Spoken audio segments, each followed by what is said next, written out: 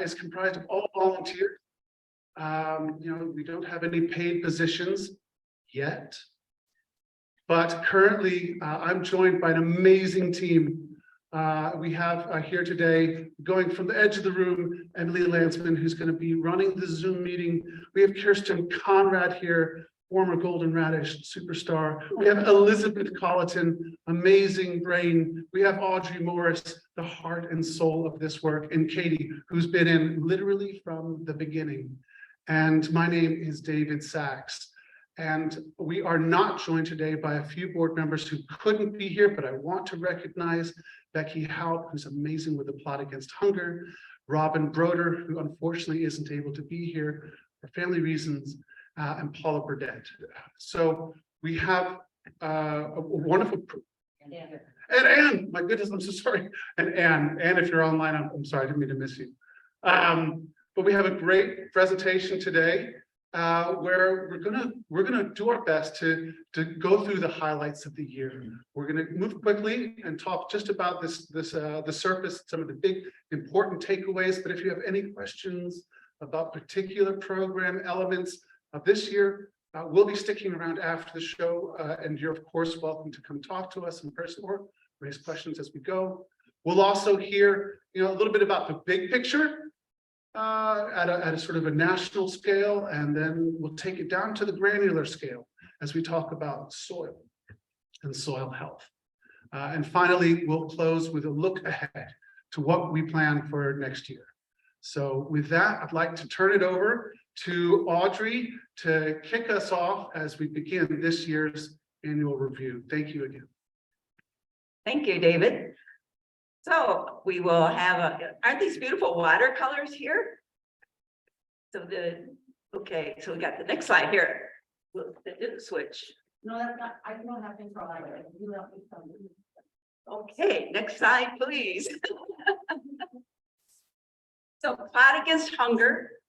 It's a network of gardens. It's a network of gardens that sometimes share and a lot of them work on their own. But in the end, the purpose is to grow so others might eat, to donate food to food pantries, our food challenge neighbors. And this was a great year. So we donated to food pantries, 14,560 pounds that I know of, but I haven't been able to talk to every single gardener who might have taken directly to food pantries.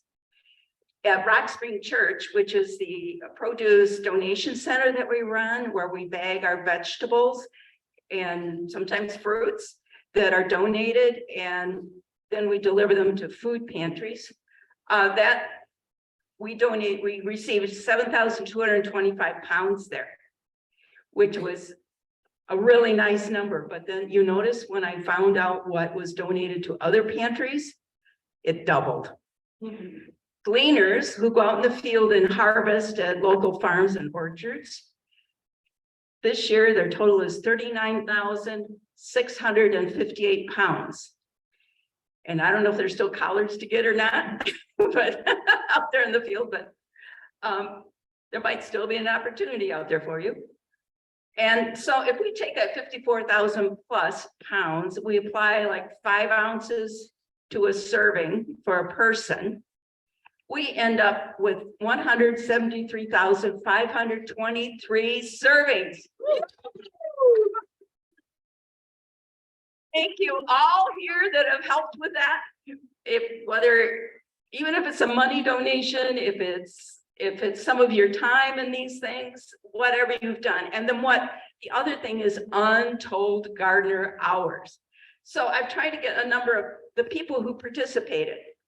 So 237 at Rock Spring, and that would be every time, like I supervised sometimes. So every time I showed up, that counted as 1. So that was 237 positions we had to fill. And in gleaning, it's 245 positions, times that people went out to the fields or orchards to donate. So it's wonderful. Now, and a common question is what pantries were donated to. So the pantries that we from Rock Springs delivered to, or I found out that other people delivered to, are listed here. Our Lady Queen of Peace, Randolph Elementary School, St. Charles, Bomero, and Clarendon. Alive, some, so others might eat, actually. AFAC, the Islamic Center Dar al-Hijra, which is on Route 7. Food for Others, Marymount University, they have a pantry there for their students who are food challenged. And they also have a wonderful garden there. But then there's one person I found out, he started donating to the AFAC, but he got a job at a school. And he realized the people there, a lot of them, like perhaps janitors, some of the crew, they were struggling. And so he started giving his money directly to these individuals so that they might eat fresh produce. And we have a plot committee of 9 people. Should this interest you, that's also an opportunity. So I would just like to do something. If you are in the room, or if you're on Zoom too, if you came to Rock Spring to help bag, to help with that operation, to drive, supervise, whatever, would you please stand up? Yay, come on, Kathy, come on. Stay standing up. If you went cleaning, please also stand up. Okay, now we got more. Got Matt, the Ferranti here, and then if you're on the plot committee, you could stand up. It's me, there's Ruben, there's Angelini, there's Mila. So we have done great. So next slide, please. Lots to celebrate. So the next slide simply tells what Plot Against Hunger, the program within Friends of Urban Agriculture, what it does, the things that we do to try to help gardeners garden first to grow food, which is a global goal of Friends of Urban Agriculture, but also to end up getting food donated to food pantries. So we have the Spring Garden Kickoff, which will be March 4th, right here next year. We have Garden Talks at Central Library, which will be starting March 8th, so directly after the Wednesday after the kickoff. And please, whether last year you might remember the Saturday we had reserved in March for our kickoff was the worst weather ever. We had to cancel it and it was in May, but anyway. And then we also provide seedlings for plot gardeners and free seeds. And sometimes some of those are also, some are available, will be available at the kickoff. Then we also help coordinate fresh produce donations to pantries. So of course we have a Rock Spring Donation Center. We have our pantry.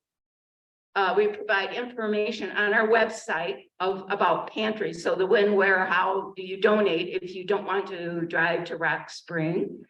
And then also there are gleaning trips. So it's great fun. You go out in the field. The best I think is in the fall with squash, where you can go out and not only do you harvest lots of gourds, lots of pounds, so you got a real reward on the poundage, you also can maybe come home with some gourds, pumpkin, and you always can bring home a little produce for yourself. So it's a great thing to do. And that is my presentation. So the next speaker is Emily, right? Yeah. So, I think this was part of your slide. Our technician. Yeah. This was part of your slide. That's all right. You want it? It's about you can volunteer at. Well, Okay. All right. This slide. I'm sorry for the confusion. We have gardens, which they could be just residential home gardens, and please don't say backyard gardens. You can garden anywhere. You can garden in that health strip by the road if you want. You can put it in your front yard. There are lots of, I see them walking around, a number of really creative ways to fit gardens into the home environment. Faith-based, such as I'm at First Presbyterian Church, and we have a garden that did over 400 pounds.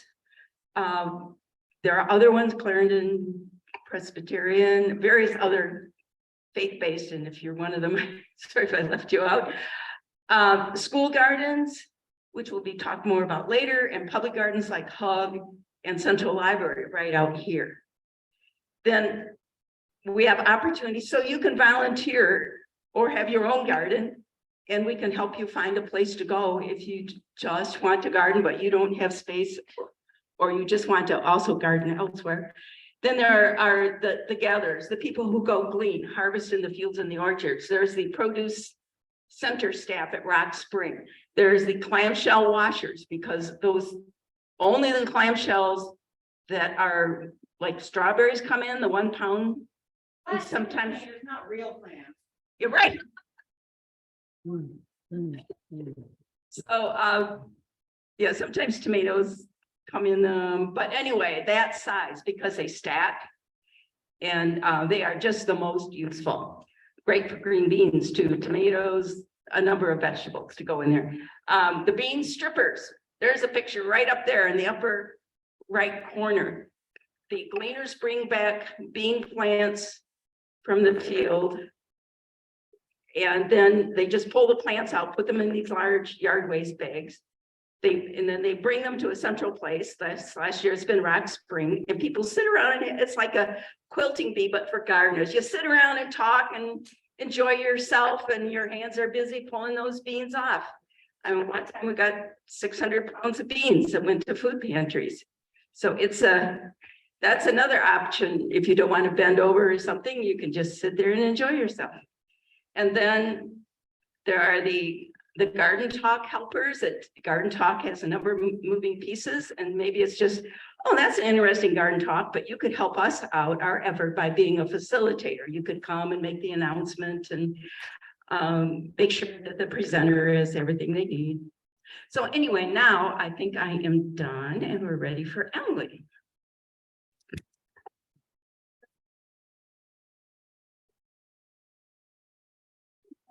Thank you, Audrey.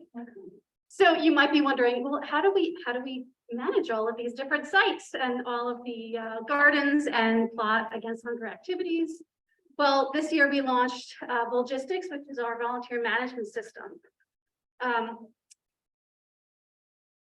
Plot gardens, we have our gleaning activities, we have the bagging center, FOUA events, farmers markets. We have those listed in our logistics system. And what you would need to do is you would log in, and then you would see all the opportunities that are listed there, and you can sign up and particular activity. And what this helps us do is collect metrics. We can collect hours worked, we can collect number of people worked at each site, and it helps us get a really good picture of who's working where. And eventually, when we apply for grants or other funding opportunities, it makes us, well, it gives us kind of, you know, real numbers and a real way to explain the work that we do. And just as Audrey mentioned, we can put a weight and an amount on each donation. We can put a dollar amount onto that donation, and there's a dollar amount that we can associate with volunteer hours as well. So it's a really important way for us to collect all of that information. Let's see. So if you can go to the next slide. So the way to log in. So this is the login page. If you've logged in before, if you've ever received an email from FOUA, you are already set up to make your profile. So all you would, and if you've never done it before, all you would have to do is go to our volunteer login page, arlingtonurbanag.org/volunteer-login, and you would put in your email address and click on password reset if you've never logged in before. You'll get an email prompt and reset your password that way, and then you can go in and use the system, and you're all set. If you've never done it before, you can go to arlingtonurbanag.org/volunteer, and we have an intake form. And it asks you about your interests. It asks you what you'd like to do, if you have any skills that you'd like to share with the group, anything else, you know, how you heard about FOUA, and then you'll set up your own password and you'll set up your own login information that way. You'll get reminders through the system also. I guess, yeah, that's pretty much it for that. It's a fairly simple system. I did kind of learn how to be a database manager through this, through our logistics. So I'm still kind of new at it, but if you have, we can't see it over here, but the email address that we use is volunteer@arlingtonurbanag.org. And if you have any questions about any of the login activities, or any of the volunteer activities, you can email and we'll get back to you pretty quickly. I leave that email address kind of open all the time. And that's pretty much it. That's the way we're collecting information, and hopefully next year we'll add some more gardens on, and it'll be easier for volunteers to come to FOUA and say, oh, I wonder what's available this Saturday, and they'll see a list of gardens where they can go volunteer. I think that's all for me. And then I think, yeah, so one of the places you can volunteer is the Hug. And Katie will tell us all about the Hug. All right, thank you so much. Thank you so much, Emily. All right, the Hug, or the Highland Urban's Garden. I got involved with this garden almost from the beginning. I really like it because it's a great demonstration garden. It's in Pentagon City, Aurora, Highlands, National Landing, whatever that whole area is called. But it brings together 3 different neighborhoods. And what I also like about it is a lot of the people who volunteer at it live in apartments. So they also do residential gardenings, but a lot of time on their balconies. So established in 2020, and there was like a joint project between Friends of Urban Agriculture, Livability 22202, that's the zip code where it is, Arlington County, National Landing bid, which stands for Business Improvement District. Yes. All right. And the Crystal City Pentagon Rotary Club. So we've got a lot of little moving parts that all came together to get this working. So a lot of, it's been going on for a couple of years now. So I'm just going to highlight what's happening this year. We've launched our social media page. So if you want to come visit us and get some pictures on Instagram, it's at Highlands Urban Garden, highlands.urban.garden. So we actually wanted to make it a place to invite people in. So we bought some nice chairs for people to be able to sit in, enjoy themselves, enjoy the space. We had signs printed, and we fixed a nice perimeter fence so people could come and see, but not necessarily always take, but if they want some, they're welcome to have some. And we got a storage shed because we were hauling things back and forth, especially David in his truck. So we have a shed now that we can store a lot of our things. And you can see we got some great produce there. But in addition to produce, we also have flowers because we got to, feed the pollinators so they can help us. But also it makes it a nice place to be able to have flowers and to give flowers. So we purchased some new tools. We got a pop-up tent, which is really nice because in those hot summer days, we want a nice place to sit and have a great place to relax and to also count our produce and to weigh it. We added grow bags. So as we're doing this garden, we've tried different things. We started out with a strip, and then we had planters. But every year we want to try and do something a little bit different, because would this work? Would this not work? Do these metal containers work? How about some trellises? What about grow bags? Because one nice thing about urban gardening is if you don't have enough space, you don't have enough soil or land, what kind of containers can you use? Grow bags are one of those. Would those work in the garden? Yes, they will. So we added those.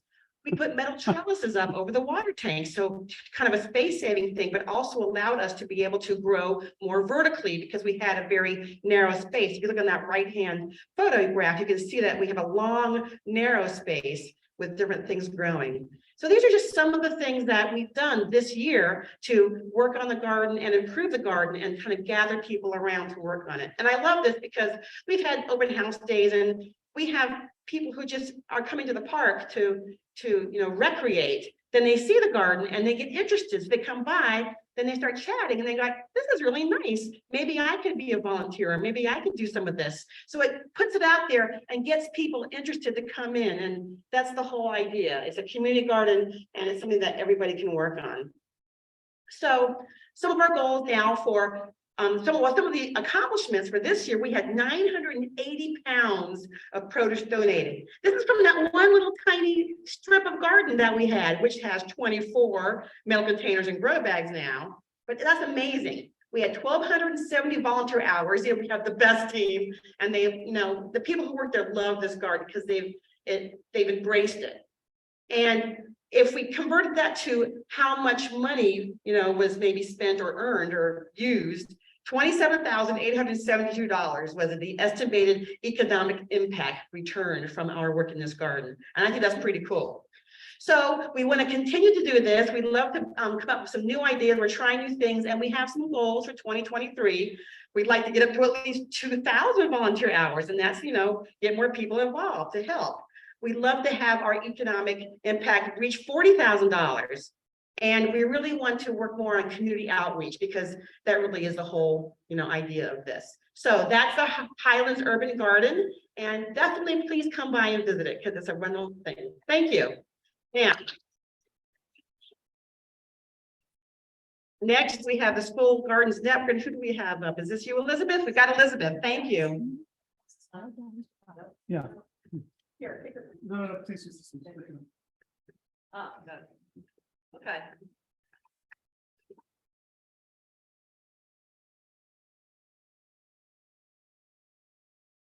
We ready? Yeah, please. Okay, good. Hi, everyone. I'm Elizabeth. I'm a new board member. I started with FOUA last year.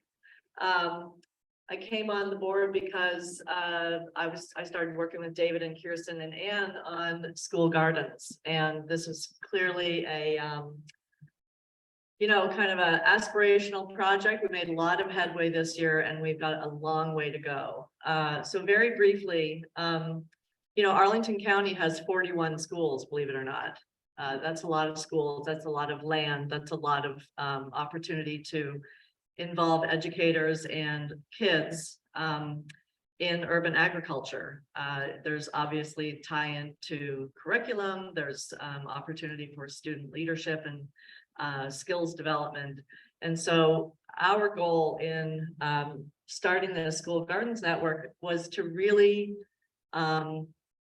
share the vast amount of resources that we have from FOUA, from Virginia Cooperative Extension, from the Extension Master Gardener Program, and to try to build a network of folks across the county, whether they're educators, whether they're parents, whether they're older high school students.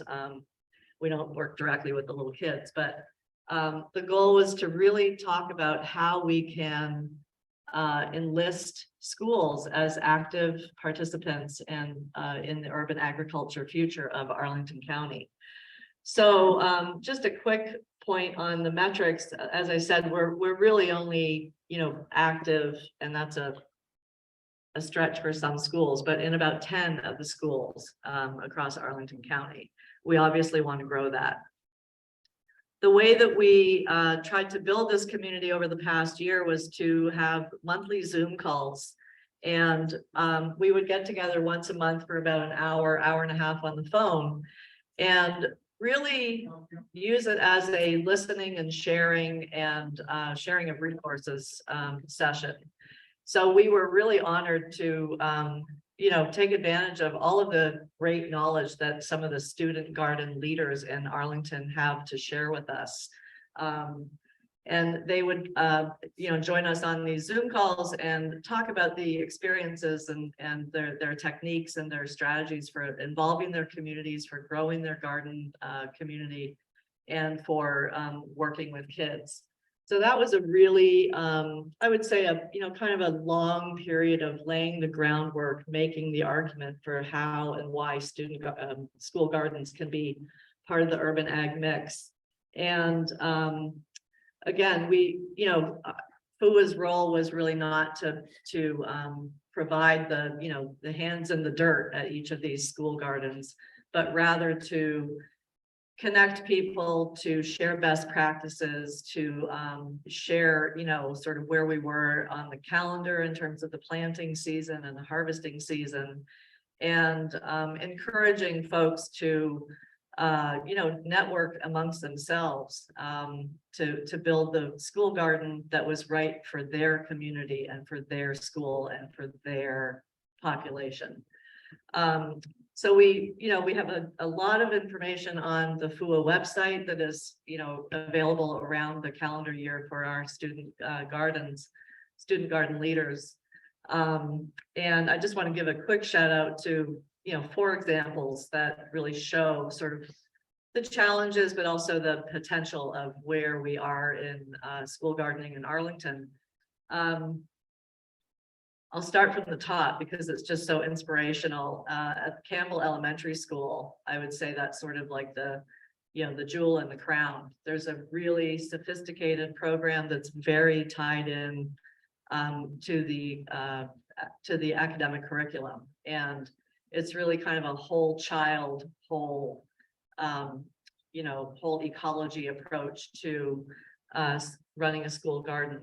We heard from Joan Horwat over at Ashlawn, who's been running the Lawns to Lettuce to Lunch program for years and years. And that's really a very well integrated community and school program that, you know, offers elementary school level kids just a very clear sense of sort of where their, you know, where their vegetables come from.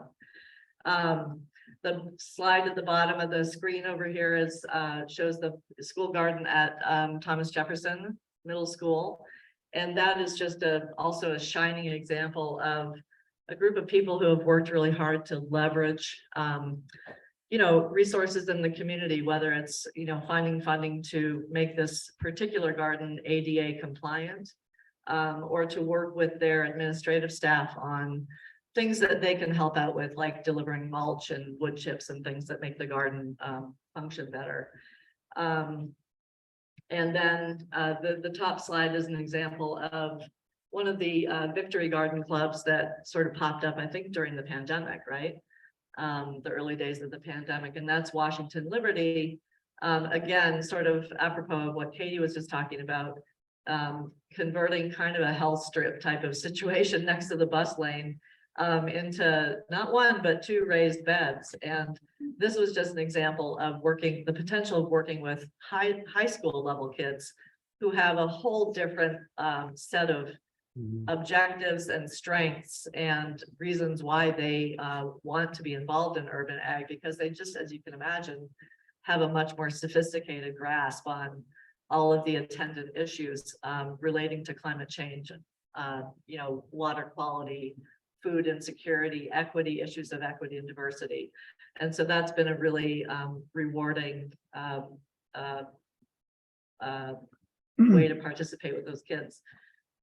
So skipping down, as I said, we have a huge potential to sort of expand our footprint in the next year. We've already made great progress working with Virginia Cooperative Extension and the Extension Master Gardener Program. We were able in the springtime to deploy a couple of our interns, our Master Gardener interns, to a particular set of schools, and they were able to act as you know, mentors, technical assistants, people, you know, to just answer questions that maybe the parents and the educators were too busy to talk to, or sorry, too busy to research.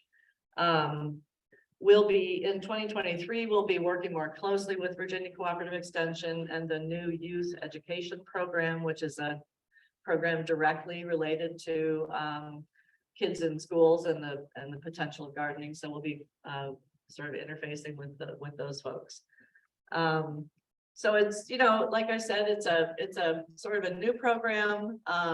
We're making strides. We've got a long way to go, but we see the potential to work with Arlington Public Schools, our great folks in the elementary, middle, and high schools, and all of you. So if you have any questions about this, just let us know. Thanks.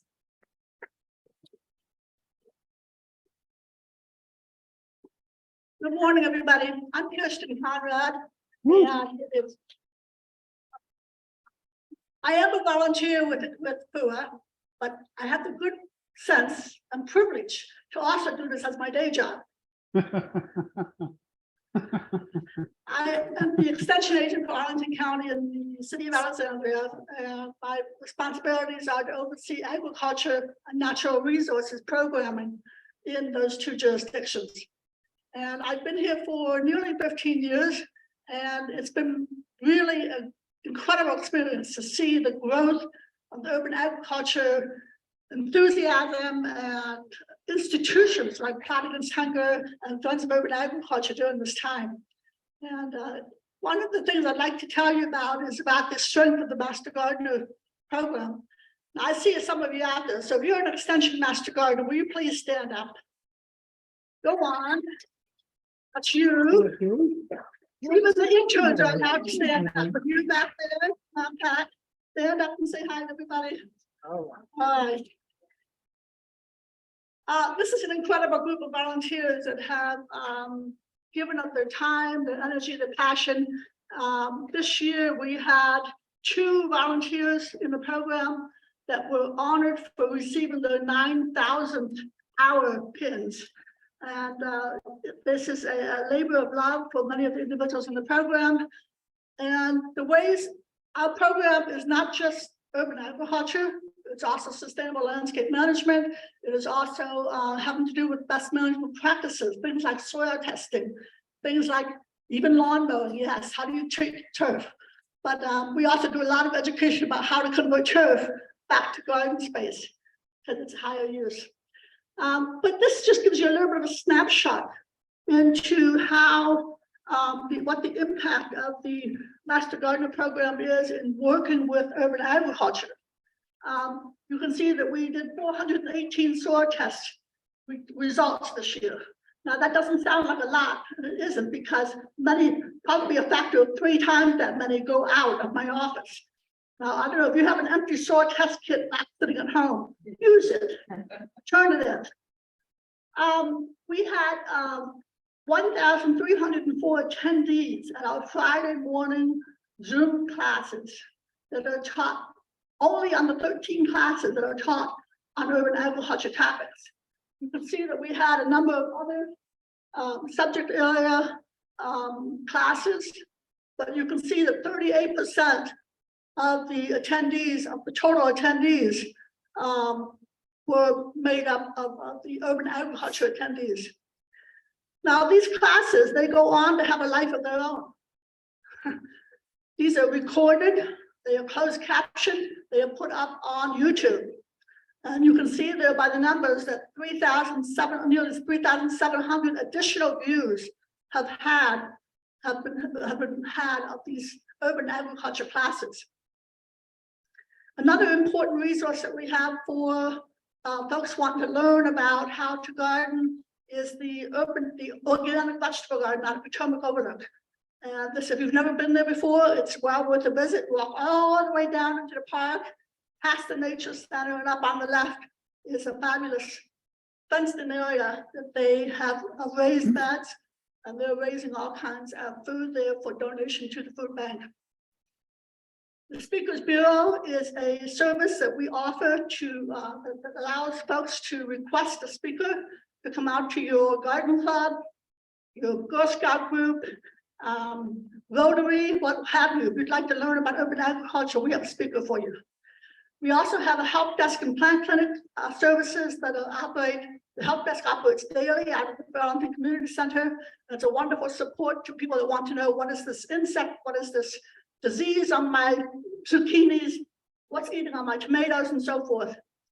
And of course, the plant clinics that operate at farmers markets and libraries on a weekly basis during the growing season attract many more visitors. Today, we're going to learn more about extension through our keynote speaker, but I'm in the Ferranti Community Center. My contact information is readily available, so don't be shy, come by and see us. It's a very great effort that this young organization is making to try to convert more land, more usable, permeable space to higher purpose. Now, if you look out this window, you can probably see one of the greatest underused urban agriculture resources that we have. Now, I'm not talking about the garden or the patio. I'm talking about the buildings that don't have anything on top of the roof. We have acres and acres of rooftop, unlimited sun, easy access to water. How is it that we can't convert that into urban agriculture growing space? Join us in this mission. Thank you.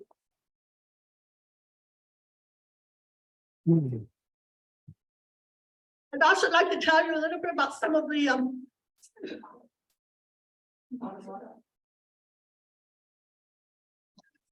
Water. No, sorry. I'm parched. I want to tell you about some of the international activities that the Friends of Urban Agriculture Group was engaged in this summer. We, our man in Japan, Matt McKinstry, was involved with helping to set up an interview that was done with Utsumi-san, who is an urban farmer in Setagaya City. Setagaya City is in Tokyo, had been subsumed by Tokyo, I should say. And it was a fascinating program which combined a video of a recorded video plus an interview with him in live time. We had an interpreter in Japan, we had an interpreter here, and many thanks to the partnership with the Study Japan Arlington, SJA, who assisted with the providing translation services and hospitality for our visitors. And our visitors also included at the same time, Mr. Nabakawa, who is the principal of a horticulture career, similar to our career center school. And thank you so much.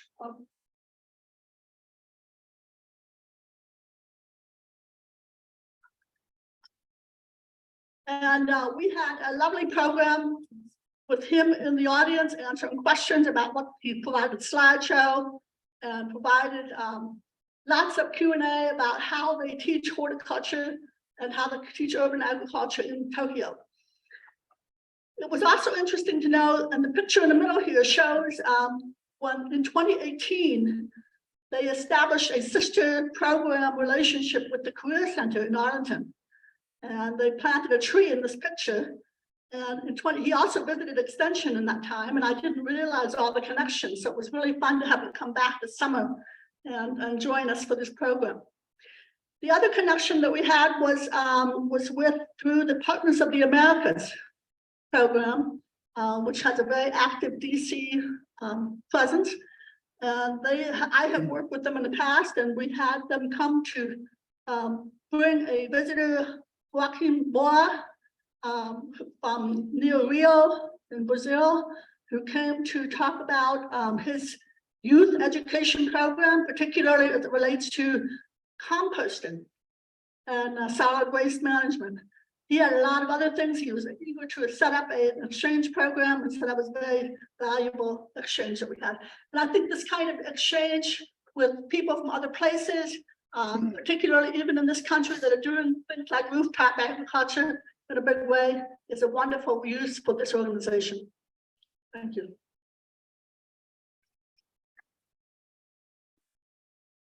Thank you, Kirsten. And thank you for all your incredible work.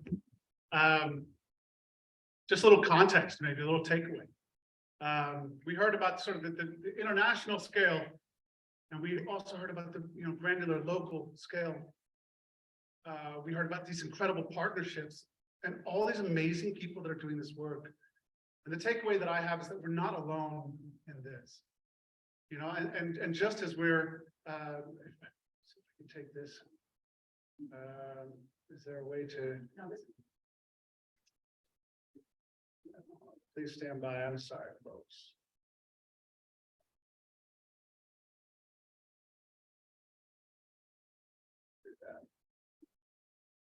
Okay, well, we're just gonna roll with it. We're gonna roll with it. The bigger picture is that on a national scale, this work is really beginning to take off. In 2018, as part of the Farm Bill, they formed the Office of Urban Agriculture and Innovative Production. In 2020, there was $4.2 million awarded in grants. In 2022, there was $14.7 million awarded in grants. There's an uptick in this for a good reason. And we are here to do this work. We are here as a sort of unique entity in Arlington, but it's not without the partnerships. It's not with parallel aligned organizations. Other organizations here in Arlington, in the neighboring districts in DC, and Prince William, Prince George's, Fairfax Falls Church, Alexandria, where we will find alliances and partners that are willing to work with us. So I think that's a real big takeaway for the year ahead. Thank you very much. And the good news is that also as we look at this issue of food security, of a diversified food system, we know that this is in line with county goals. We know that we can find those alliances and partnerships right here. And we're very fortunate to have some representatives today. Audrey, I don't know if you wanted to come introduce them, but we have some guests here today that will provide some context about the work that's happening here in Arlington.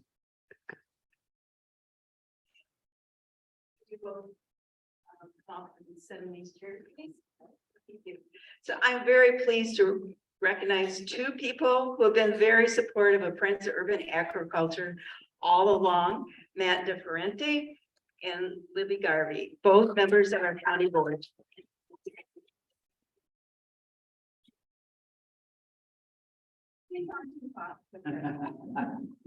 They provided so many hours for us. I think I put in a lot of hours, but with Fight Against Hunger and FOUA, but these two, in so many aspects, they're giving their hours and their time. So it's deeply to be appreciated.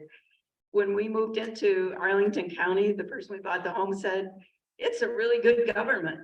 And I'm thinking, where you ever hear that statement? And I have been disappointed. So Matt Ferranti was elected to the board in 2018, and he's been very prominent with the Food Security Task Force, which is now moving forward to taking concrete steps to help with food systems in Arlington County.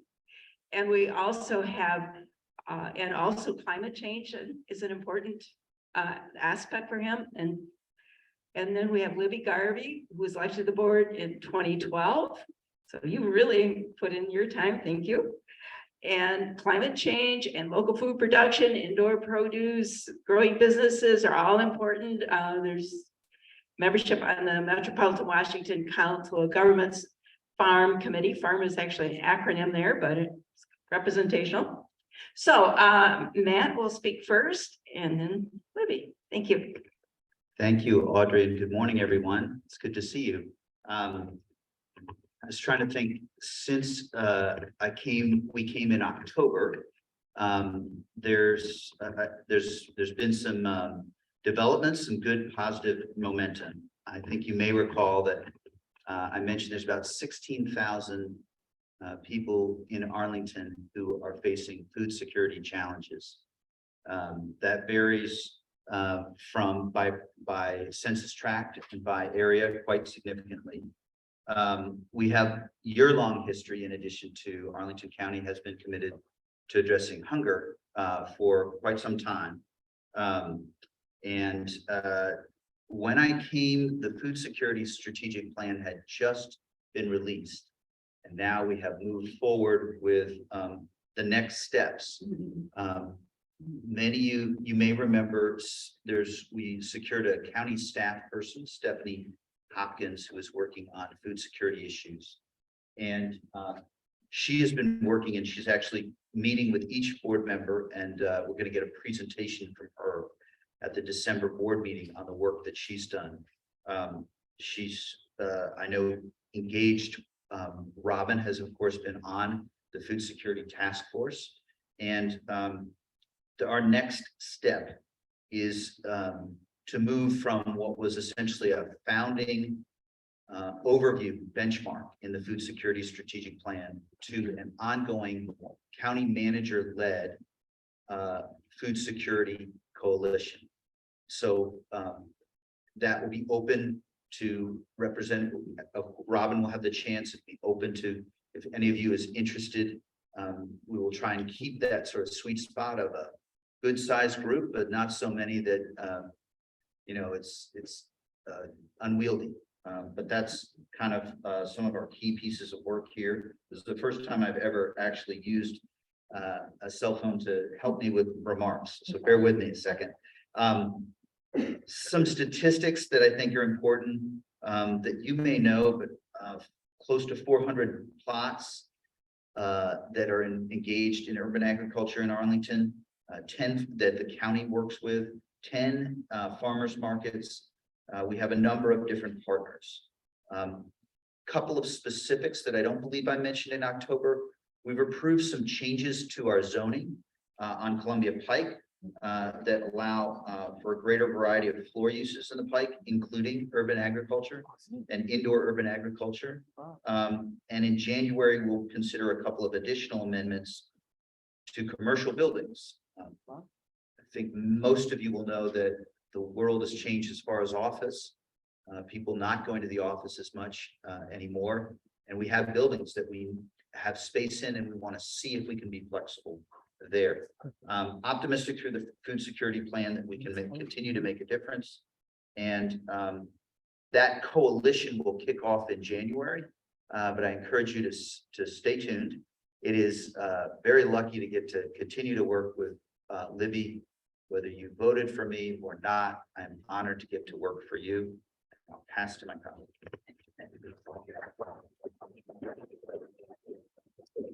Well, I will say it's great to be here. I mean, not only I've been on this board since 2012, but I was on the school board since 1996. So I've been around a long time, and actually kind of got my start, which many of you probably heard the story, at Abingdon Elementary School. When I was PTA president, we started a school garden there for a whole project. It's pretty cool.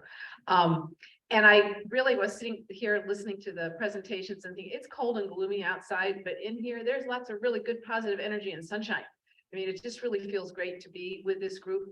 And I found myself thinking about how, I got started with that school garden in Abingdon and things, but more to the point, voting to get started on the, whatever the group was called, the committee to start, that was the foundation for FOUA, and appointing John Weisstadt to head that group up and watching that group grow, pun intended. And then I've had the pleasure on the Council of Governments, I'm on the Chesapeake Bay policy group, and an outgrowth of that about in 2018 or 19, I can't even quite remember when it was, started hearing we should start an agriculture group. And we want to do that. And that was an ad hoc committee that I was part of. FARM stands for Food and Agriculture Regional Member Policy Committee. So they kind of struggle a little bit, but FARM is a nice acronym to have. And I was able to be part of that committee and watch that. And that this year has really gotten much more established. So it started out as an ad hoc committee.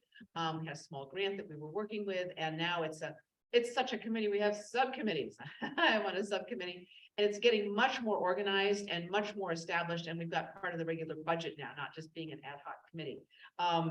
So I'll just talk a little bit about what FARM is doing, because you really are part of it. It's really cool to see, because this is the real grassroots, all those puns intended, right? This is the real local, so it's happening everywhere. And now I'm seeing things happen from the top down, including from the White House, which is really cool, which is partly where the FARM committee comes in. And we've been much more, we've been pretty active, increasingly so, in developing a regional approach to food security, really. You're looking at everything from production, small and medium farmers, which are getting pushed out, and what are the problems there, and we, disappearing land, where are we going to grow this food? And then looking at distribution and access, how do we get healthy food to the people who need it? All kinds of equity issues. And they're just all kinds of systemic issues that need to be addressed. And of course, looking at sustainability and security with the climate change, supply chain issues. And in fact, when this group started, urban agriculture was kind of like an odd thing, right? And now I think over the last few years and all the supply chain issues, and we start, as I say, California, I probably say every time I come here, California's on fire and Florida's going underwater. So where are we going to get our fruits and vegetables? And it really, a lot of it may end up needing to be from here. And certainly within the region, I think, as we move forward. And it's really crucial to have all of these diverse groups doing all of these little small pots. It's amazing what you do. Absolutely amazing. So some of the things that we've done this year with FARM, we actually released a healthy food access policy compendium for the region. I'm sure you can find it online if you'd like. And the group participated in the White House Conference on Hunger, Nutrition, and Health in September, and we recommended priorities to the White House for a national strategy on hunger. And I think that has been being picked up. We had our first annual meeting with officials from USDA, so we really are starting to reach up to the national level. And FARM members gave input then. It was interesting on how programs are actually working out, SNAP, school meals, and where we need to do improvements. And I have learned just recently in our schools, I think like 70% of the meals are prepared on site, at least assembled and sometimes cooked. I think in DC, everything is brought in like from like Aramark or something. I mean, it's interesting. I shouldn't be saying this. I'm probably getting recorded, right?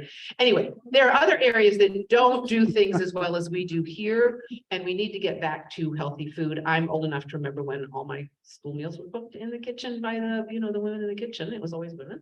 And the food was pretty darn good, and we need to get back to that. And we're really doing a pretty good job here. And you are all part of that, as Arlington Public Schools reaches out to local farms and to get local produce things in the schools, which is great. And we're now working on that more as a region, and it certainly needs to be done. We had our first tour in the region, and we went to the Montgomery County Agricultural Reserve. How many of you know that there's an agricultural reserve in Montgomery County? Do you all know that? A lot of people, I would think so. I didn't really know it. I didn't think about it. That's all this farmland. It's fascinating. All kinds of things growing there, and a great resource for the region. And that was fun. So now, moving forward, real focus on farm is going to be working with the region on developing what's called a regional food business center. And that's to support farmers and food production. And we're working on getting, there's some large federal grants for regions. And the point is the federal government now is trying to strengthen regional food capacity, which is totally where we fit in. I think the deadline for the applications is the 15th of this month. And interestingly, one of the things that they've decided is, and farm is a part of this, not the whole thing. And one of the things we decided is the whole Chesapeake Bay region is what they're going to do, not the COG region, but the Chess Bay. Didn't include Pennsylvania with some thought. As I understand it, Pennsylvania's there are lots of little farms and it's harder to deal with. So we kind of went a little bit for the low hanging fruit. And that is really exciting. A good start. There are food business centers elsewhere in the country. It's my understanding that would kind of be a first for here, and I think long overdue. I think you all could be part of that. So there's a lot going on. It's fascinating again for me to see. And just this was like I don't know, twinkle in somebody's eye, maybe a decade or so ago. And now you really are part of, which I think David tried to sort of point out, really a national and even a global movement. And Kirsten, we also, you talked about going on the top of roofs, and we do as a board work on that when we talk about green roofs and we have buildings that come to us. One of the issues is how the roof is built. It's got to be strong enough for the soil and the water and all that kind of stuff. But we do talk about that quite a bit. And of course, we have some indoor farms going on and really encouraging that. So don't just think about the roofs, think about inside the buildings. And of course, here, there, and everywhere in the green spaces around Arlington, which you all are working on. And it's just delightful to be here. Thank you for what you're doing. You're part of a really major effort, as I say, globally, that we're all going to survive in the future of climate change and be able to continue to eat healthy food. Thank you so much.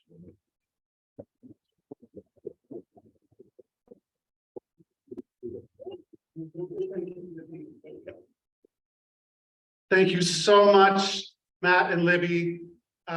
Really, it's leadership like that and the bigger picture context as well is so valuable. We are so grateful to work with radishes like you. And I don't know if there's one particular way for us to look at this, but we wanted to celebrate. We wanted the theme of this meeting.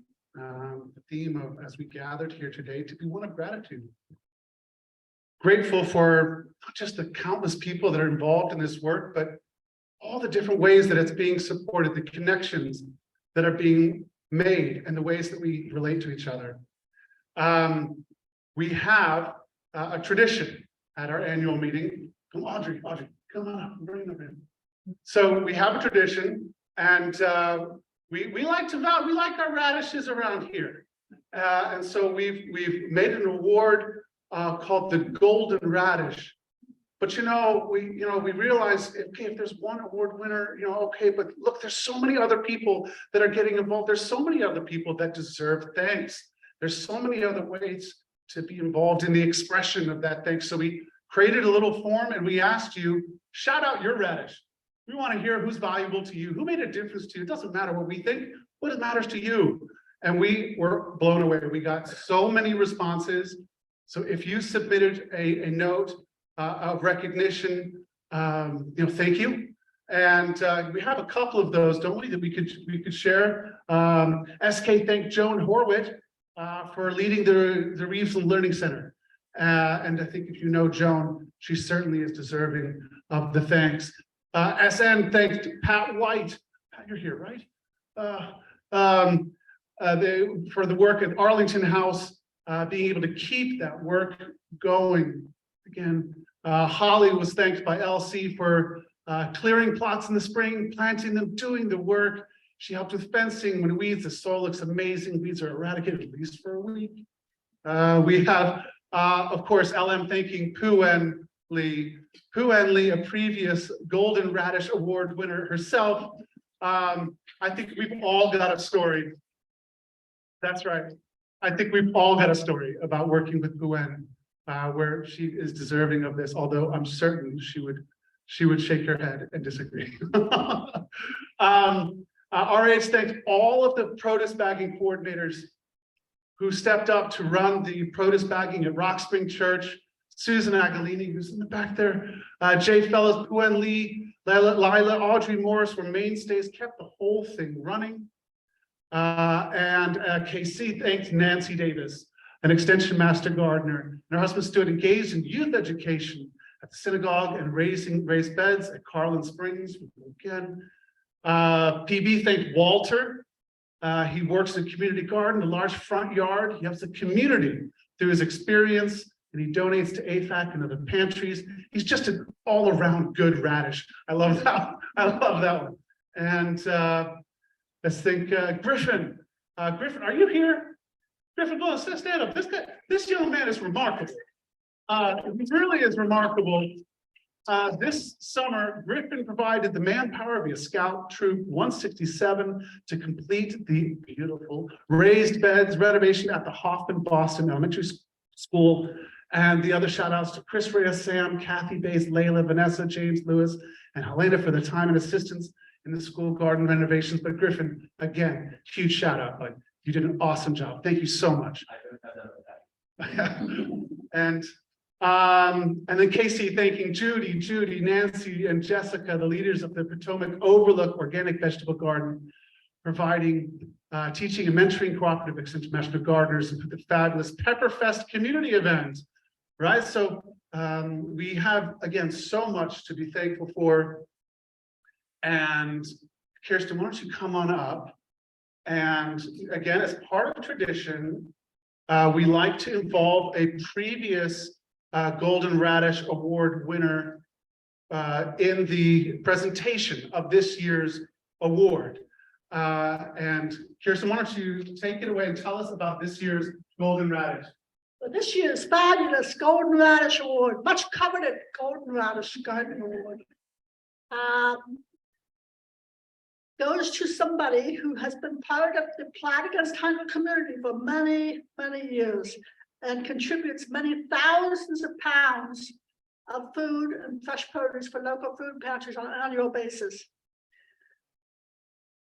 They have developed innovative adaptive techniques such as mixed border planting and the use of vertical trellises to maximize space, and is using multiple different neighbors' yards to compose their distributed urban farm. In 2022, this radish donated an astounding 2,134 pounds of fresh produce, with the majority going to the Rock Spring Church Bagging Center. They are clearly more than a common Japanese daikon or an ordinary French breakfast radish. This year's Golden Radish is Sue Howell.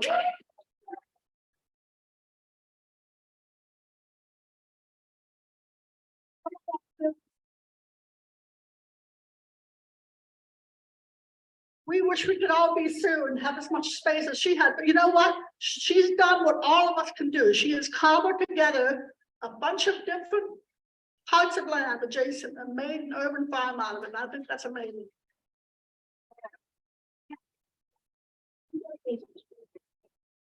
Sue, thank you so much for your work this year. You're a real inspiration. Would you like to share some words about your work? Sure. Well, thank you very much. Well, continuing the theme of gratitude, I certainly don't do this alone. I have an awful lot of help. my sister, LP, who's back there, helps me every day with all the really fun parts of gardening, the weeding, the watering, the mulching, all that stuff. I have my brother-in-law who's also here, Greg, who, yeah, well, I want another raised bed, build me one, and he builds it for me. It's great. I have great neighbors who let me grow in their yards. I have all kinds of friends who save containers for me. A neighbor who lets me cut her bamboo. I have horses who donate manure, so it's great. I get a lot of help. So it's something I very much enjoy doing. So it's not hard. So thank you very much.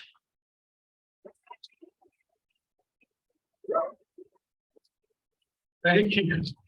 I'm still laughing over this. I mean, it just started as a kind of a quirky sort of novelty idea to 3D print an award and give it away, but it means something, Sue, for your work, but also to this community. Thank you. I want to just do a quick check-in with everybody online. How's everybody doing on Zoom? Are there any questions? I see we're over here. Are there any questions? Come up here. Looks like everyone's good. There was a question about donating clamshells, but I think we're good on that. So if you have any questions and you're joining us online, please make sure to put them into the chat. And I think we've worked out the audio too. If you'd like to speak in person, you can raise your hand and we'll have the ability to for those in the room to hear you. But I tell you, joining us today by Zoom is our keynote speaker. And Kirsten, would you like to introduce our speaker? It'll be my pleasure. Thank you. Eric Bendfeldt is a faculty member in the School of Plant and Environmental Services at Virginia Tech. He serves as Extension Specialist and as Associate Director at the Center for Food Systems and Community Transformations. His extension outreach is focused on community and regional food systems that includes value chain coordination to assist farmers in gaining leverage and position in the marketplace, and the use of food and farming systems as community and economic development tools. He also does a great deal of work in expanding awareness and implementation of soil health skills and practices. I have to tell you, as a field extension agent in the outer boondocks of Virginia, here in Arlington, I and other extension agents have benefited enormously from Eric's work. I know that you will enjoy hearing what he has to say today about his work and the urban agricultural resources of Virginia Cooperative Extension. Thank you so much, Eric, for joining us today. Are you there?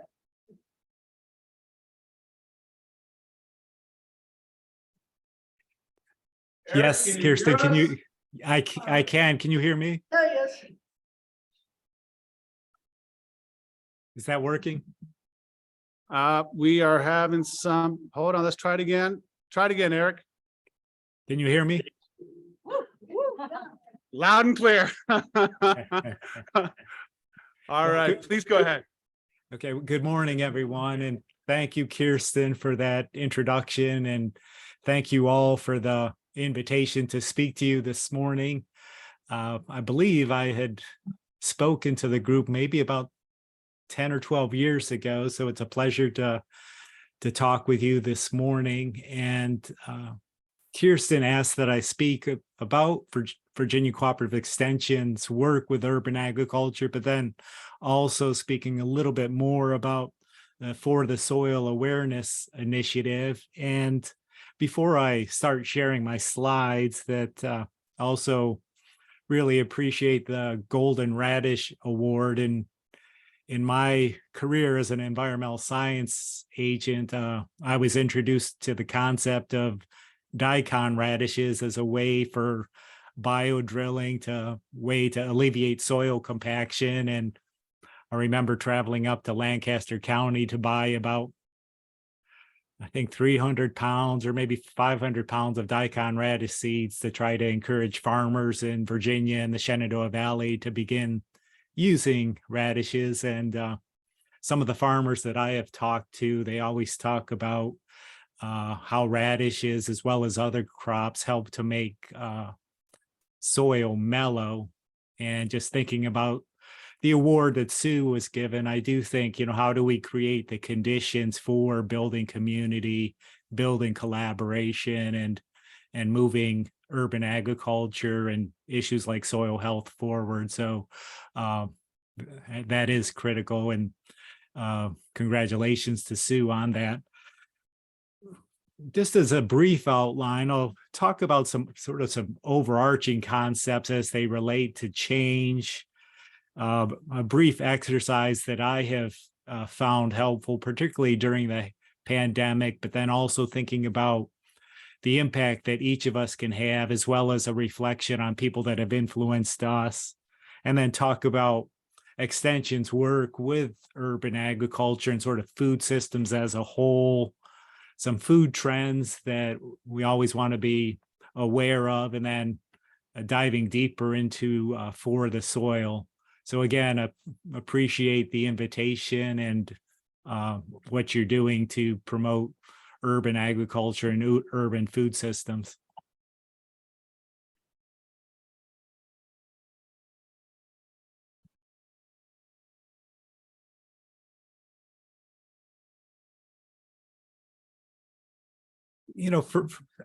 For me, I've worked with Virginia Cooperative Extension now for 23 years, and I think sometimes with our different community initiatives as well as our educational programming, it's important to sort of take a step back and look at, how are we narrowing the gap between what is the current reality, what we have or experience, and how do we narrow that gap or space to achieve the vision and mission and values that we have. And can you actually see my screen?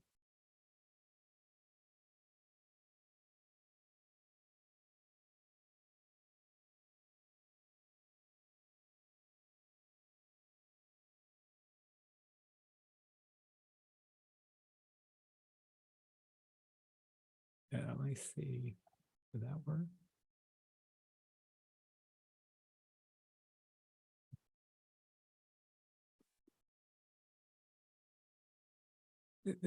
Sorry about that. I think the screen sharing's on. And as I said, I think one of the job as an educator, extension specialist is, trying to understand what our current reality is. And then as an educator, community leader, how do we narrow the space to what we want as far as what we see the world as far as vision and mission and values, and how can we create a preferred future? And I think with urban agriculture, that's particularly important. But then I think also, when we think about transformation, particularly of urban agriculture systems or food systems, it's at least a 3-step process. And so this work comes out of work on the dawn of system leadership, the importance of opening our minds, opening our hearts, and then also the importance of opening our wills to actually move forward, to create action and move towards change. And the steps from 2 to 3, opening the heart and the will, that really entails empathic listening, listening to colleagues, listening to community members, listening to maybe people that we don't agree on or have different visions for the future, but to really transform systems, it is very much mind, heart, and will. And just as a brief exercise, I have found particularly this exercise, I was introduced to it by Elise Bolding and John Paul Lederock. It's called the 200-year present. And if you could take a moment and just start thinking about, if you go back when you at your youngest age that you can remember, who was the oldest person who held you, and then calculate back to their birth date. in this picture, this is a picture of my paternal grandmother, Grandma Bendfeldt. She was born in 1896. So she would have been the person that I remember holding me as a child. You know, that's the first part of the exercise. And then the second part then would be if you think about the youngest member of your extended family, plus or minus 2 months, and then imagine if that person would have a robust life, to what decade she or he might live to. In my case, my great niece, if she would to live to be 80 years old, she would see the dawn of the 22nd century. So personally, I was held by somebody who was born in the 19th century and have also related and touched the life of my great niece, who hopefully would see the dawn of the 22nd century.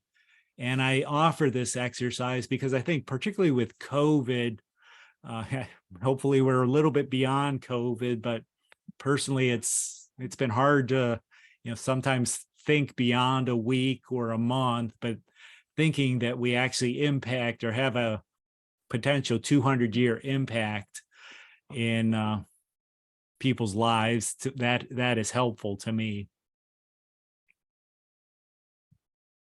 But then as far as extension with my work, I've really tried to frame agriculture as community food systems. How, with our education programming, how can it be as community focused and locally adaptive as possible? And extension has 3 very broad themes that they're trying to address. One is that food and farming is really important to advance the health of individuals and the population.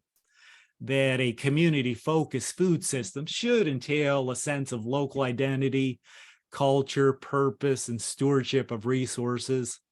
And that a system must consider economic, environmental, social sustainability, as well as the weightier issues of equity, justice, and power, because food systems have been unjust in the past and can be difficult in vulnerable populations. But then with that, we have different goals as well. Public and community health, community food security. We pride ourselves on feeding the world, but a lot of our communities and households and populations still struggle with putting food on their table because they have to make different economic and financial choices. Nutrition and nourishment. How do we actually grow food that nourishes people rather than just sustain people? And then looking at agricultural viability of the care of natural resources, particularly thinking about the Chesapeake Bay watershed and other critical natural resources. But then, literacy and education about food and agriculture, that, how do we encourage conversations? If we think about the US, there's roughly 330 million people, and if we're fortunate, we are able to enjoy 3 meals a day. So that's close to 1 billion times that we can interact and interface with food and farming. But then also the importance of self-reliance, agency, and interdependence.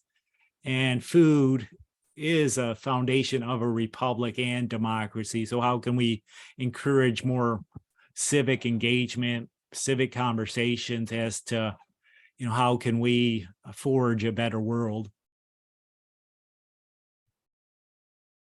Again, extension not only is trying to help communities, producers, and businesses with their present challenges, present issues, but we also want to prepare people for the future. And these are some food trends of 2022 that were shared by the Appalachian Sustainable Agriculture Project at their Business of Farming conference. And I won't read all of these, but the idea of environmentally conscious eating, food with a purpose, eating to support mental health, plant-based diets, easy food, indoor farming, mushrooms, the flavor of the year being hibiscus, and certainly with the number of different sort of quote milk products, potato milk is another one that's being looked at. And then chefs have shared that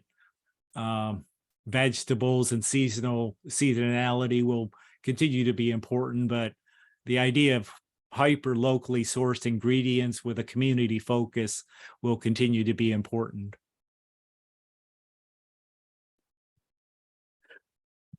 And Kirsten had asked me to share about For the Soil, and I offer sort of a metaphor in the etymology of soil that, if you go back to the, biblical stories or the Hebrew noun of Adamah, which is feminine gender, it's of the soil. Latin name of humus means the living material of the soil. And then, words that have a Latin derivation that comes from this idea of soil, Homo sapiens, humanity, humility. And then if you go back to Old English, the word soil actually means culture. So again, how are we, preparing the ground, preparing the soil to cultivate a culture that we want and desire? Both USDA Natural Resource Conservation Service and other researchers have defined soil health as, really trying to understand soil function, but seeing it more as a living biological ecosystem that's integrated with chemical, physical, biological, and ecological properties that is so essential to sustain plants, animals, and humans now and into the future. But then, with that, looking at how much carbon can be stored, how resistant the soil is to erosion. And I know in urban agriculture settings that food can be grown in through aquaponically or soilless mediums, but there's still a lot that we can gain from promoting and protecting soil health. And so in partnership with the Virginia Natural Resource Conservation Service, that they have been encouraging 4 core soil health principles since 2013. And those core principles are keep the soil covered, minimize soil disturbance, maximize living roots, and energize with diversity. And so this For the Soil awareness initiative was a way to try to personalize and humanize the message around For the Soil, but then how important it is for not only building healthier communities, stronger economies, and a resilient landscape, but also forging a stronger future. And this is a picture of Amy Hicks from Amy's Organic Garden in Charles City County. And this is various audiences that we're trying to work with, both in education and promotion and awareness, from soil farmers and soil managers, landscape and lawn care professionals, consumers, aspiring soil managers, but then also planners, developers, and local government, because I think it really needs to be an integrated and comprehensive approach, because we have been losing soil at what many would say is an unsustainable rate, but then also making sure that we're adjusting to new normals as far as environmental care and ecological care of resources. And so as this initiative that in today's time, we can be very much maybe against something, but just building on this idea that we can all be for the soil. And this is from our webpage that you can take a pledge and commit to trying to build soil health and also follow the different principles that we've outlined. And within that, we've also launched For the Soil, a conversation podcast, and really trying to have more conversation around the care of soil, but also talking about issues of treating the problem rather than just the systems, and also how it relates to food justice. And then we've just launched a new website in collaboration with the Virginia Soil Health Coalition, where you can take the pledge, and we have a weekly blog, and also active on Instagram and Facebook and Twitter. And overall, just that the Virginia's health and farming future really depends on healthy soil.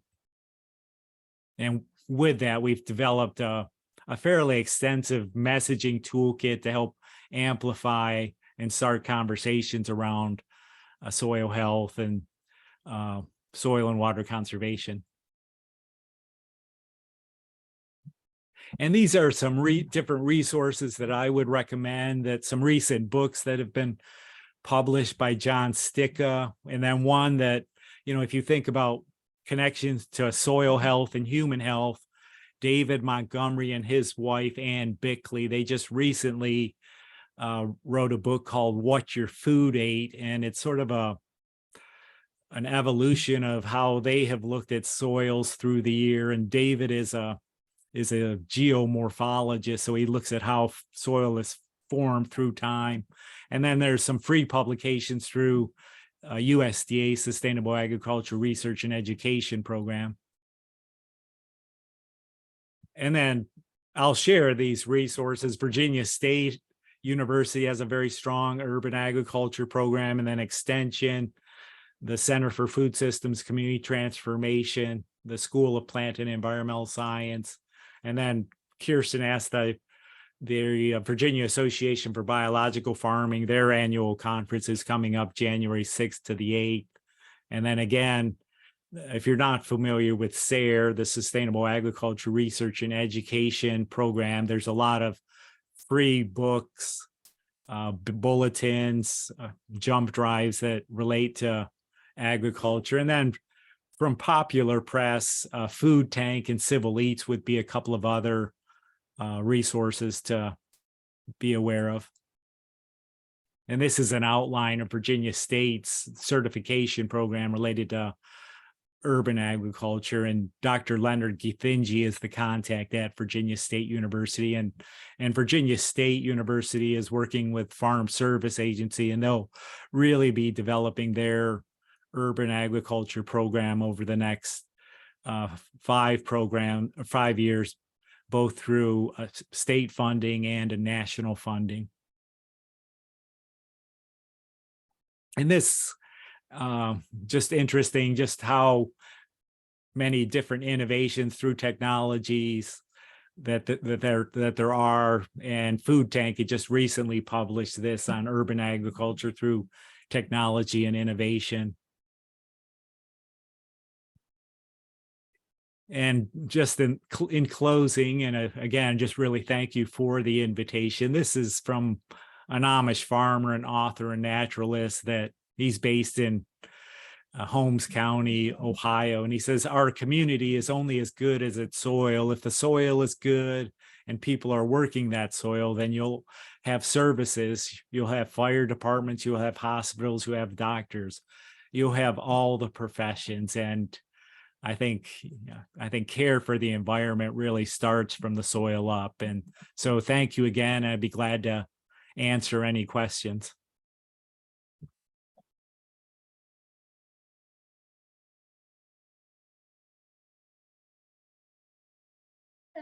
Fine. Thank you so much, Eric. Were there any questions from the audience? Yes, we have one. We'll pass the mic over. I was just wondering if the slide with the resources links would be shared. Absolutely. Eric, and also, would you mind pasting into the chat any links that you'd like to share, Eric? And similarly, when we post this meeting, the recording of this meeting, we'll see if we can also post a link to Eric's presentation.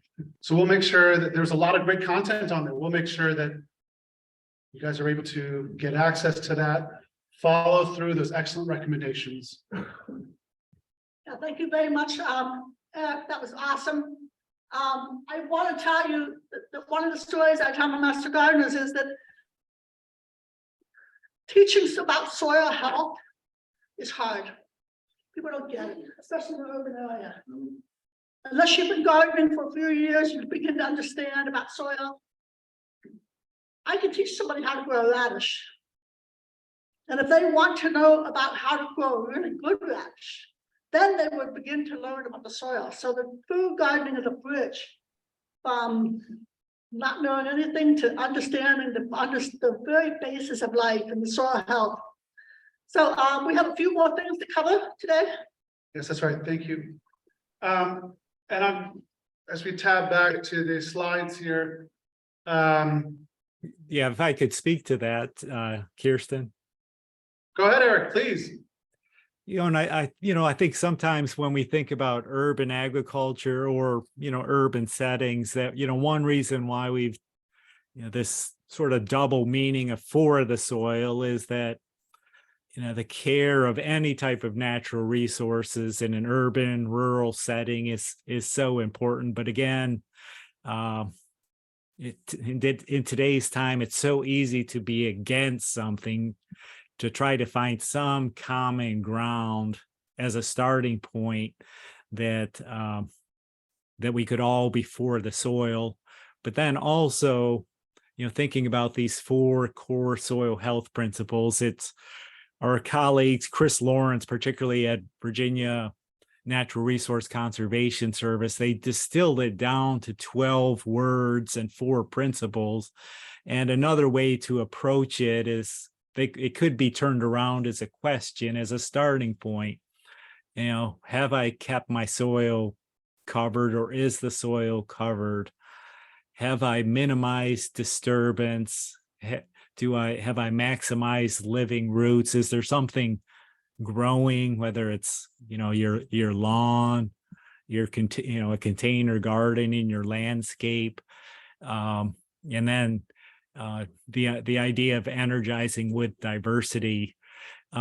People might not have a garden, but they might have, a lawn or other plants and trees and shrubs, and soil health is really important in those situations as well. Often in an urban environment, soil compaction is a real major issue because in most cases it's either the topsoil's been removed or only a very thin layer of topsoil's been restored.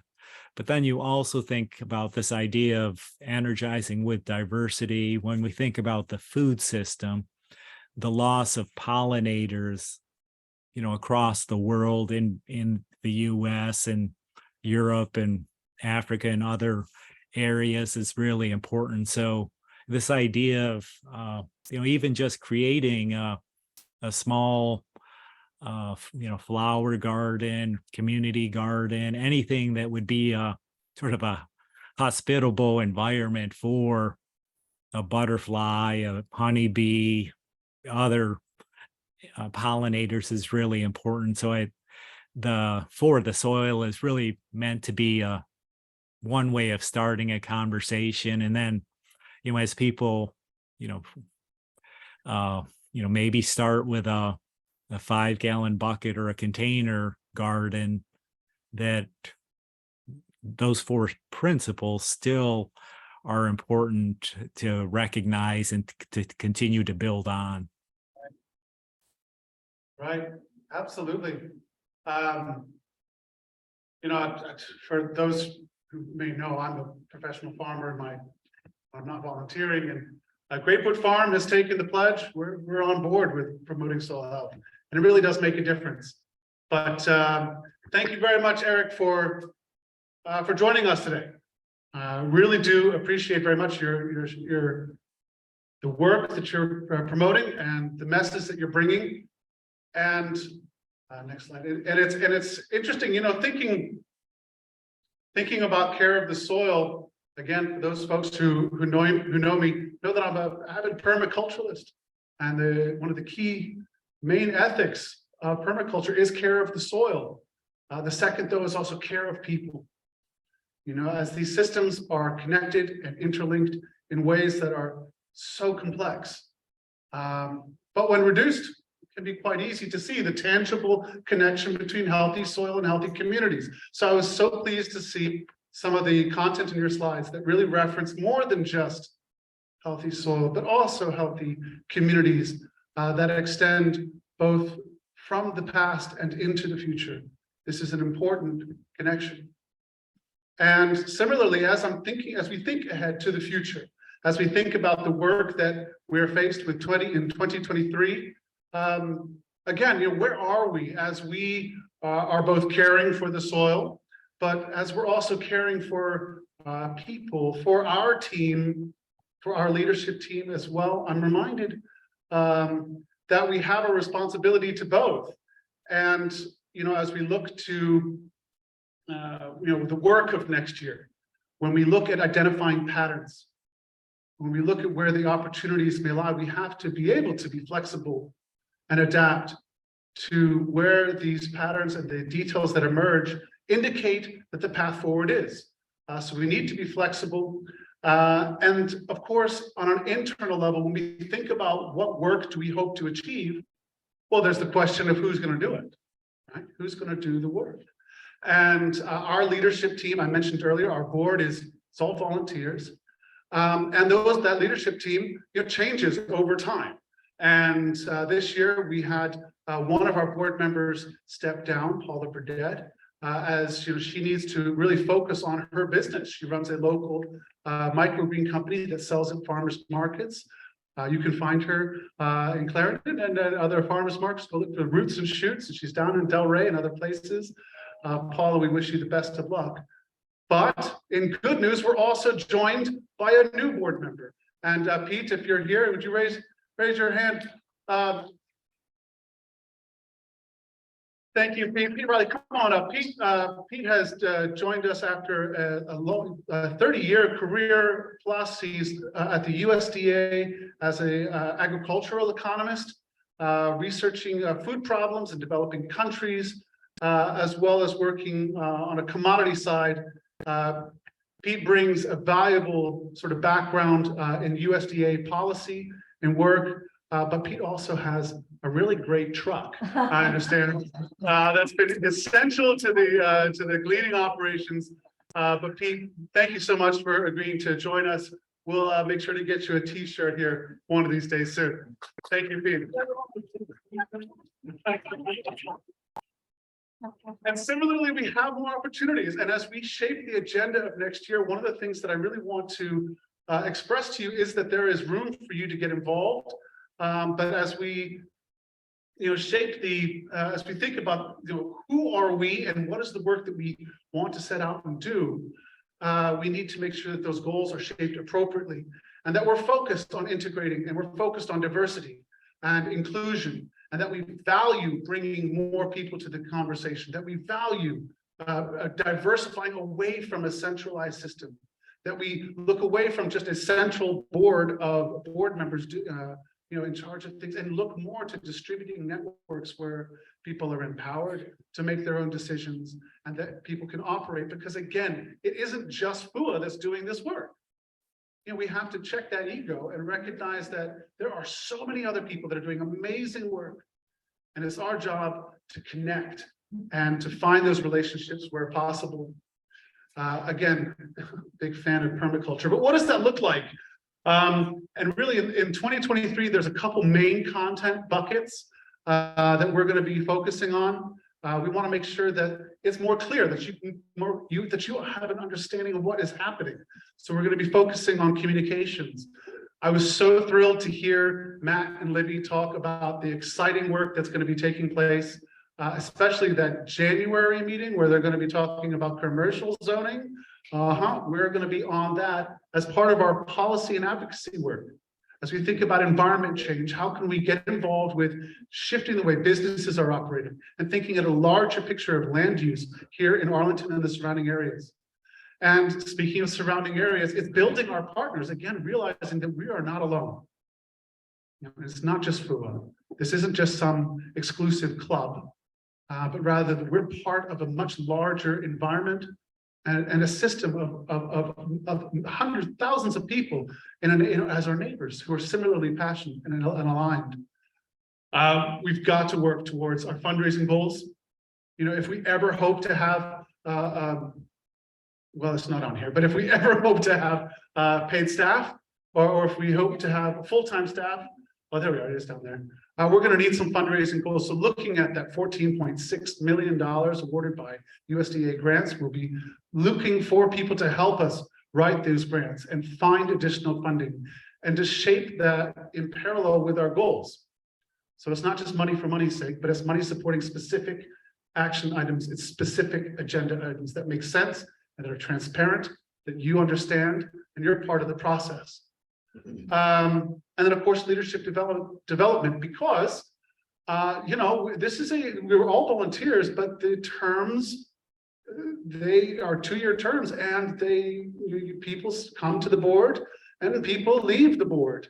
And so as we look to the next year will be a critical year for rebuilding the capacity or putting in place capacity of leadership that will carry us through 23 into 24 and beyond, because some of us won't be part of the board in 2024. And most importantly, we want to find a way for you to get involved. And so looking ahead, we will be having, we should have had some, well, this is a little bit different, but okay. The idea is that in February, there will be an open public forum where we invite you to be part of the process, where you will have a role, responsibility, and we will be actively thinking about how we engage the valuable leadership and skills of the volunteers, moving away from a centralized board model, right, and embracing getting more people in the door, because we need to empower people to do that. Our school garden networks will kick up again in February. We're going to be inviting the school garden coordinators to be part of a discussion of what does this work mean to them. It's not just our vision that matters. The committee plotting against hunger they will have their regular meetings. And as this work continues to grow, it's incredibly important that we have your participation and engagement and education. The Garden Talks, a hugely successful program of education, will continue, while also representing that the Cooperative Extension and VCE offers amazing programming opportunities almost every week. So not looking to duplicate efforts, again, looking to cooperate with the Cooperative Extension, to cooperate with VCE to open up access to that education. And really make sure that we are building this movement and where all are welcome and all have a place and all have a role. And we invite you to join us. Audrey, I think as we're closing out, I mean, did everybody take a guess at how at this squash? Is it a squash? Is it a squash? That's a good question. You're gonna have to hold the microphone. Yes, we had some guesses. Thank you all. I heard squashes and squash was some of the guesses. Watermelon, I also heard that mentioned. Zucca Lunga de Napoli, which I had heard, I looked it up, but that looked like it was fluted. It's not this. So this is a winter melon. When it's a baby, it's a fuzzy melon, and they have hairs all over them, at least about a 1/4 inch long. And there are some other terms for it too. And it's, I understand it started well, it's really a Chinese vegetable, but I know at the Islamic Center, there was an Afghan woman who was telling me about this delicious recipe. Others, in Southeast Asia to, you know, it's a widespread thing. And I must say, when I grew it, it had no squash bugs, no downy mildew, yay. And so, you know, it's, I guess our pests don't know it. So that's okay, right? Okay, so the people, so I had guests on poundage from 8 pounds up to 55 pounds. 55 pounds. Wow.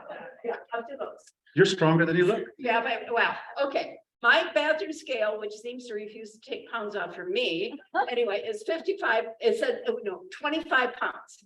Ah, And it's also, oops, gotta find this here, 28¼ inches around at the widest spot. And it's 21¼ inches long. so who guessed 25 pounds? Nobody, but just my garden scale. I mean, my bathroom scale. Was there anyone close? No, not really. I mean, pretty, but there were 2 people who did guess winter melon. And so I think we should just give a joint award to Mila and to Men Set. All right. Congratulations, you get to carry it home. Thank you. And I do have like an award, but yes. When you're finished up there, if you could come over and show the folks on Zoom. Come on, let's go, folks. Guys, some seeds here too. Folks, take a look at this. So is this close enough? Well, thank you so much, Audrey. And thank you all for attending this year's annual review in this meeting. And the board members, I don't know if you want to come up to the front, if any other board members are here, but we really are grateful for all of your support and the connections that we've made. We're going to be here after the show ends. If you want to stick around, ask us any questions. If you want to give Pete a pat on the back, Pete, come on up here. Come on up here. You're one of us. You know, again, were there any questions now that you have that we could answer, or is there any thoughts? Yes. One thought, we all have been doing this for years, but explaining this to our busy neighbors, please look at the website. It is unbelievable. It is readable. People find out, yes, they could glean. Yes, they could donate their produce, and it's all laid out very well on the website. Well, thank you, Emily, for all of your work. Communications director. That's right. And thank you all. Thank you all for coming today. Thank you, everybody on Zoom, for joining by Zoom. It means a lot to hear. Thank you, Eric, for taking your time to be with us as well. Folks, we hope you have a wonderful end of year, and we'll see you in January, but we want to wish you the best of luck next year. Come grow with us.